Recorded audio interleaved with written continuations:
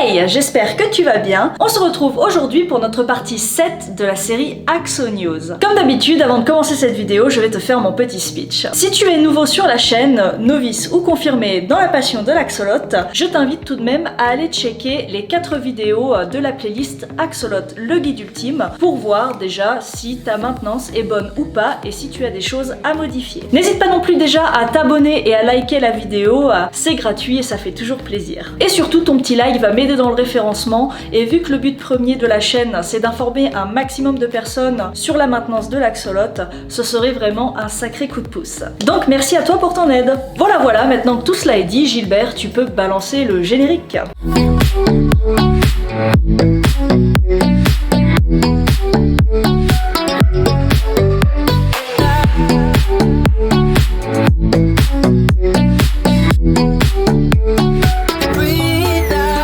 Le deuxième sujet qui revient le plus souvent sur notre groupe d'entraide Facebook, c'est la fameuse « Mais de quelle couleur est mon axolote ?» Eh bien écoute, c'est jamais très facile quand on vient de débarquer dans le merveilleux monde des axos, tant il y a de couleurs différentes, tel un arc-en-ciel. Mais t'inquiète, une fois qu'on aura vu tout ça ensemble, tu y verras beaucoup plus clair. On commence tout de suite avec les couleurs de base. Ce sont les plus simples à reconnaître. Toutes, sans exception, portent un cercle doré dans l'œil. Ce sont celles qui peuvent présenter la totalité des pigments qui peuvent être sur le corps d'un axolote. C'est-à-dire les mélanophores, les pigments noirs et bruns, les iridophores, qui seront les pigments pailletés, brillants, et les xanthophores, qui sont les pigments jaunes et rouges. En fonction de la quantité plus ou moins importante de chacun de ces pigments, tu vas obtenir 5 couleurs de base. Le sauvage, il porte une robe qui varie de gris à noir avec plus ou moins de taches noires. Le leucistique, il porte une robe totalement blanche, parfois saupoudrée de taches noires plus ou moins nombreuses sur le dessus du corps. L'albinos leucistique et l'albinos gold, incapables de produire le pigment noir, l'albinos sera totalement blanc ou jaune pour le gold, et il aura l'œil rouge. Ils sont généralement très pailletés. Le cooper,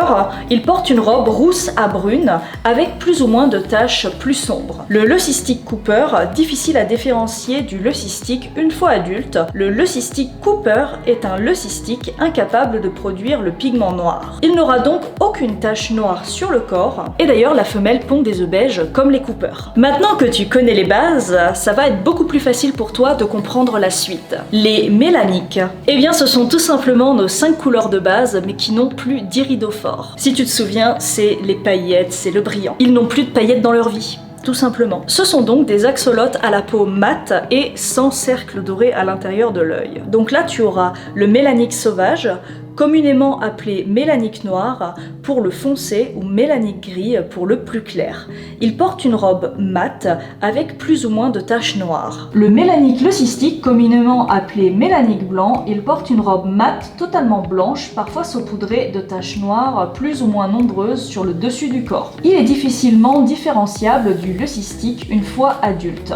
La seule différence sera l'absence de cercle doré dans l'œil chez le mélanique. Le mélanique albinos et le mélanique albinos gold. Sans aucun pigment brillant ni pigment noir, l'axolote sera totalement blanc ou partiellement jaune pour le gold et aura l'œil entièrement rouge. Le mélanique cooper, il porte une robe mate de couleur rousse à brune, avec plus ou moins de taches plus sombres. Et le mélanique leucistique cooper, il présentera une robe mate légèrement beige, le centre de son œil sera très rose. Comme le cooper, il n'est pas capable de produire de pigments noirs. La femelle pond des œufs beiges, comme pour les coopers, comme ce qu'on a vu précédemment. Ça a quand même pas mal de petites ressemblances. Les axanthiques. Un axanthique, c'est une couleur de base. Sauvage, leucistique, albinos, leucistique cooper, qui ne présente ni iridophore, donc les paillettes, ni xanthophore, les pigments rouges et jaunes. Il aura lui aussi la peau mate, aucun cercle doré dans l'œil, mais sans les xanaphores et les iridophores, ça aura forcément un impact sur sa couleur, ce qui lui donne un look assez original. L'axanthique sauvage, il aura tendance à avoir des reflets bleutés sous un éclairage intense. Parfois difficile à différencier d'un mélanique sauvage une fois adulte, il est toutefois très différent à l'état de larve. L'axanthique leucistique. Il sera indifférenciable du mélanique leucistique une fois adulte, l'axanthisme n'a que peu d'impact sur sa robe. L'axanthique albinos, il n'existe pas d'axanthique gold, tout simplement car l'axanthisme et l'absence de pigments jaunes. L'axanthique albinos sera fort proche du mélanique albinos une fois adulte, mais à l'état de larve, ils sont très facilement reconnaissables. L'axanthique Cooper. L'absence de xanaphore, pigments jaunes et rouges, aura forcément un impact sur le roux de sa robe. Il tirera sur une teinte plus rosée que les Cooper et les mélaniques Cooper. L'axanthique leucistique Cooper. Il sera très proche du mélanique leucistique Cooper avec une peau qui tire légèrement sur le beige. Un centre de l'œil très rosé. Et la femelle pond des œufs beiges comme les Cooper. Les autres.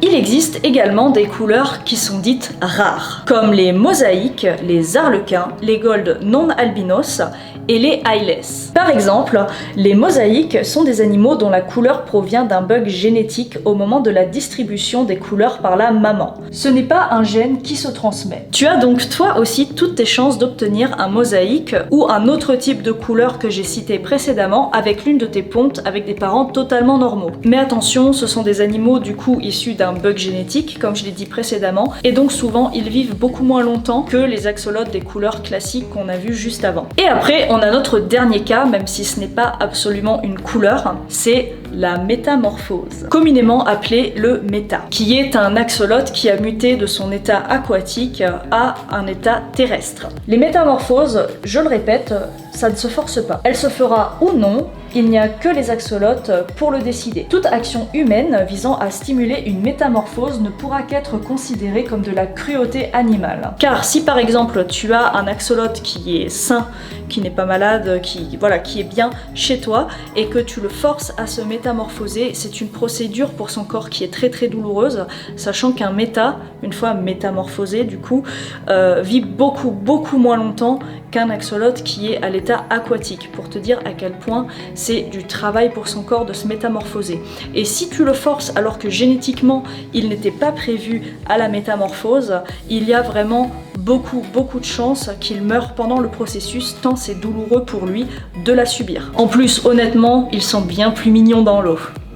Je m'arrêterai là sur le sujet des métas, mais t'inquiète, une vidéo sur le sujet est prévue prochainement. J'attends juste d'avoir un petit peu plus d'infos parce que c'est vraiment une maintenance qui est très différente de celle de l'axolote aquatique, pour le coup. Voilà, la vidéo est maintenant terminée. J'espère qu'elle t'a plu, qu'elle a pu te renseigner. Et maintenant, c'est à toi de jouer, d'aller checker tous tes axos et d'aller deviner avec ces informations de quelle couleur ils sont. N'oublie pas que je t'ai mis le lien dans la barre d'infos du groupe Facebook Sweet Axo si tu souhaites nous rejoindre, ça fait toujours plaisir. Plus on est nombreux dans une passion, plus on rit, n'est-ce pas? N'oublie pas non plus de me lâcher un petit pouce bleu, ce serait super sympa de ta part, de commenter pourquoi pas et me proposer d'autres thématiques pour les futures vidéos, mais également à t'abonner à la chaîne, ce qui m'aiderait beaucoup. Sur ce, je te souhaite une bonne journée et je te dis à la prochaine. Bye!